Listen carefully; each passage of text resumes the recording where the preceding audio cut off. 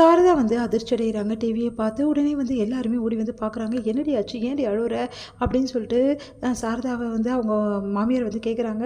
ஐயோ அத்தை, இந்த மாதிரி ஆயிடுச்சு பாருங்க அப்படின்னோடனே, என்ன ஆச்சுடி அப்படின்னோடனே, அங்கே பார்த்தீங்களா காவேரி எப்படி நிற்கிறா அப்படின்னோடனே, ஆமாம் விஜய் கூட நிற்கிறா. என்னடி இது, அதான் காலையிலேருந்து சொல்லிட்டு இருக்காங்களே நியூஸு, கேட்டு பாருங்க. இந்த விஜய் கூட காவேரி நிற்கிறா. அப்படின்னா என்ன அர்த்தம், அவன் கூட தான் இந்த பொண்ணு சுற்றிட்டு இருக்கா.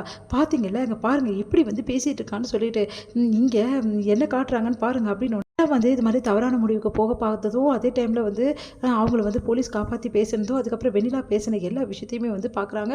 பார்த்துட்டு என்ன நடக்குது, நீங்கள் அங்கே அந்த பொண்ணு அந்த மாதிரி பண்ணிகிட்ருக்கா, இந்த பையன் வந்து இங்கே காவேரி கிட்ட பேசிகிட்டு இருக்கா, இது என்னடி இது அப்படின்னோடனே, எனக்கே ஒன்றும் புரியல அத்தை, இப்படி நடந்துட்டுருக்கு பாருங்க அப்படின்னோடனே, இந்த காவேரி அமைதியாக இருந்தா, நம்மள அமைதியாருன்னு சொல்லியிருந்தா, ஆனால் என்னென்ன வேலை பண்ணுறானே தெரியல அப்படின்னு சொல்லிட்டு செம்மையாக டென்ஷன் ஆகிறாங்க. நம்மக்கிட்ட எல்லா விஷயத்தையும் மறைச்சிட்டா, இன்னமும் அந்த பையனை தான் மனசில் நினச்சிட்டு இருக்கா போட்டிருக்கு, இங்கே பாருங்க அப்படி சொன்னோன்னே, நான் தான் அப்போவே சொன்னேன்டி, காவேரி மனசில் என்ன இருக்குன்னு பாருன்னு, நீ தான் ரொம்ப பிடிவாதமாக இருந்துட்ட, பார்த்தல அந்த பையன் தான் வேணும்னு சொல்லிட்டு அவன் பக்கத்தில் தான் நிற்கிறான், அவனும் வந்து காவேரி வேணும் தான் நிற்கிறான் பாரு, அந்த பொண்ணு கல்யாணத்துக்கெல்லாம் ஏற்பாடு பண்ணிட்டா, ஆனால் இவன் போல பார்த்தியா அப்படின்னோடனே, இதுதான் அத்தை நான் வேணான்னு நினச்சேன், அதே மாதிரி நான் நடக்கக்கூடாதுன்னு நினச்சோம், அதெல்லாம் நடந்துச்சு, இப்போது என் பொண்ணை பற்றி எவ்வளோ கேவலமாக பேசுகிறாங்க பாரு, இதெல்லாம் தேவையா, தேவையில்லாமல் அந்த பையன் பண்ணி விட்ட வேலை இப்போ காவேரிக்கு எவ்வளோ அவமானமாக ஆயிடுச்சு அப்படின்னு சொல்லிட்டு திட்டிகிட்டு இருக்காங்க.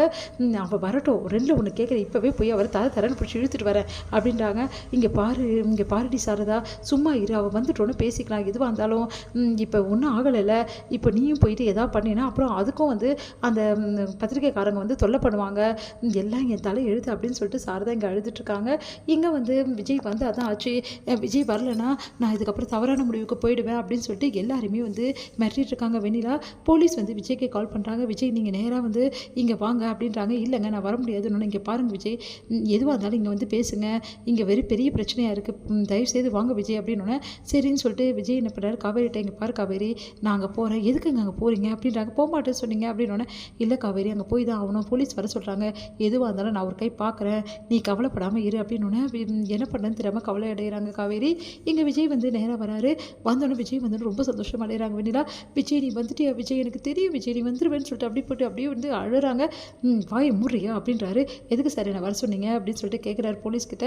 இங்கே பாருங்கள் விஜய், இங்கே வந்து ஒரே பிரச்சனையாக இருக்குது, இதுக்கு எதுவுமே முடிவு சொல்லாமல் நீங்கள் இருந்தால் எப்படி, இந்த பொண்ணு வேறு தவறான முடிவுக்கு போகிறேன்றாங்க, அதனால தான் அப்படின்னோடனே, என்ன போனாலும் எனக்கு என்ன சார் கவலை, இதுக்கும் எனக்கு எந்த சம்மந்தமும் இல்லை, எப்படி நீங்கள் சம்மந்தம் இல்லைன்னு சொல்லுவீங்க, உங்களை நம்பி தானே இவங்க இருக்காங்க, இப்போ அந்த கான்ட்ராக்ட் ஒய்ஃப் கூட நீங்கள் இருக்கிற தப்பு சார் அப்படின்னோடனே, யார் கான்ட்ராக்ட் ஒய்ஃபு, தேவையில்லாமல் பேசுகிறீங்களோ அவ்வளோதான்றாரு மீடியாவை.